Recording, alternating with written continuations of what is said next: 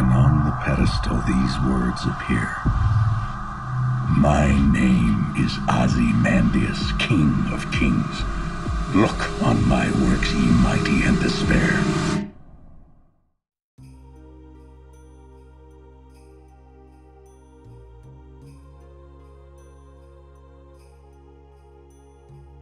Gustavo Fring is one of the very best characters in the Breaking Bad Better Call Saul universe, and a great deal of his draw as a character is based in how distinct he is as a villain. How through the meticulous approach to everything he does and through the furious conviction he holds, he is placed on this plane completely separate to anyone else in the story.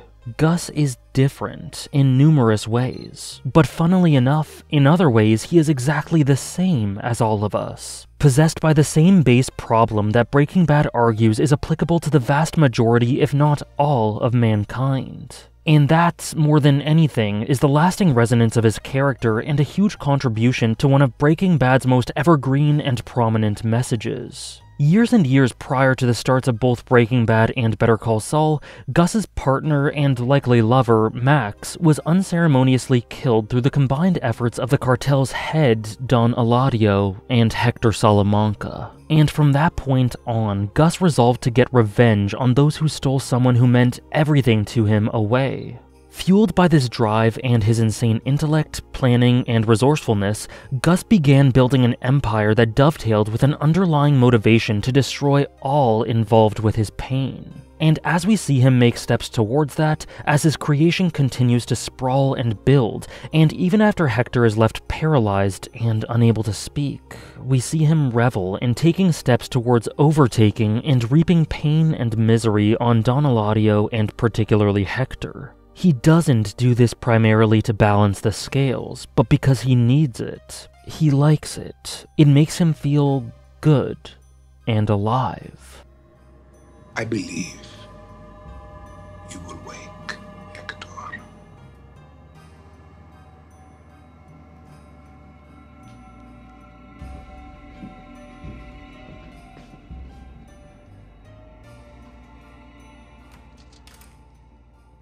Unlike the classic sort of revenge characters for whom said revenge becomes a relentless duty that they don't enjoy yet feel responsible to carry out, Gus enjoys this. He gets a thrill out of retribution and humiliation for Hector. His planned elimination of the cartel and Don Eladio was no doubt gratifying, but perhaps due to the context, it was more businesslike and efficient, and he saves all of his lording over for Hector, in a huge contrast to the businessman-like demeanor he applies to nearly every other facet of his life. Gus is calculated, cold, deliberate, and analytical, and he builds his empire in a manner that reflects the type of man he is. And I interpret his ruthless path to the top to be likely partly in honor of Max and the success they could and would have had, and partly out of pure spite. A spite that is also deeply related to Max. He is possessed in equal parts by a vengeance triggered by the pain of loss, of wanting to honor his departed partner, and of bitter animosity, a prideful desire to take this operation all the way to the top and make the competing influence of the Salamancas obsolete. And the core gateway to all of these things was simple success. Success is what leads him to this goal.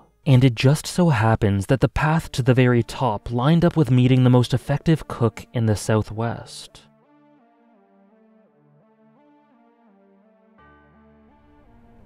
A man provides. And he does it even when he's not appreciated, or respected, or even loved. He simply bears up, and he does it. Because he's a man.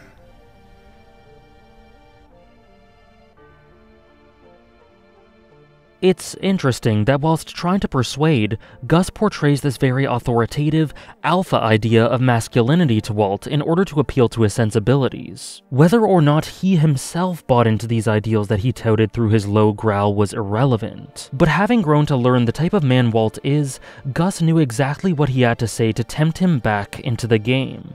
He shows a great deal of interpersonal intelligence and understanding, seeing Walt's bravado, his feelings of inferiority, his need to prove himself, his pride and ego, and the compensatory hunter-gatherer element he got such a thrill out of in his quest for control. Likewise, Gus shows great adaptability in seeing utility in Jesse, and using much more of a softer, warmer, more human touch in getting him over to his side, and he half succeeded as well. His cyclical relationship with using fear as a motivator is a whole other topic on its own, but right here all I'd like to stress is that Gus is deeply astute, using his experience in wearing masks, his intuition, and resourcefulness to adhere others to him in different ways. However, in a common theme with Breaking Bad, like Walt, like Hank in certain ways, in the end, Gus's ultimate undoing was his pride. While he starts out straight-laced and patient, in a way reminiscent of Walt during his fall, he slowly unravels as he gets closer to his vengeful goals and as Walt gets closer to usurping him. The key difference being that Gus had already experienced an unraveling similar to this before in his life, and lived to tell the tale.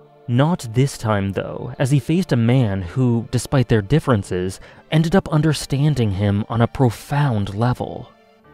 I was told that the man I would be meeting with is very careful, a cautious man. I believe we're alike in that way. If you are who I think you are, you should give me another chance. And Walt understands this in him, perhaps because subconsciously or consciously, he sees a lot of parallels with Gus in himself, and intuitively knows that pride is the weak spot for both of them. By getting Hector to seemingly commit a taboo in the game, Walt ensured that Gus took that as a step too far, and as a result, he was not willing to stay cautious. That was too much, and despite deciding that an inhumane, slow death would suit Hector best, he decided that it was finally time for the man to die. Yet Gus's miscalculation was not quite this decision, but his need to do it himself, to lord over the man who made his life a living hell as he watches him take his last breath. This is not to say that Gus was wrong to want to do this, nor am I saying that he was right, but this was undoubtedly the key factor that led to his demise, and the primary thing that Walter was counting on. The cause of so many minor and major problems and tragedies for many characters throughout the series is this ego. It always has been throughout history, and will continue to be, even among men on either side of the divide. Despite more or less acknowledging this on some level, Gus and Walt are more alike than either of them really knows, and the core of that is rooted in something that Breaking Bad argues is fundamental to humanity and cycles of power, and rises and falls. Gustavo Fring is just different, in his menace, his authority, his absurdly threatening aura, and his genius intellect and planning. And this continues to be a factor even down to the matter-of-fact tie adjustment just a second prior to his death. But the way he met his end was rooted in something so base and applicable to all of us, and it is incredibly telling that even someone who seemed to be positioned so high above everyone was not able to escape the shackles of pride. Many thanks for watching.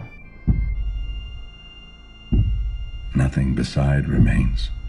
Round the decay of that colossal wreck, boundless and bare, the lone and level sands stretch far away.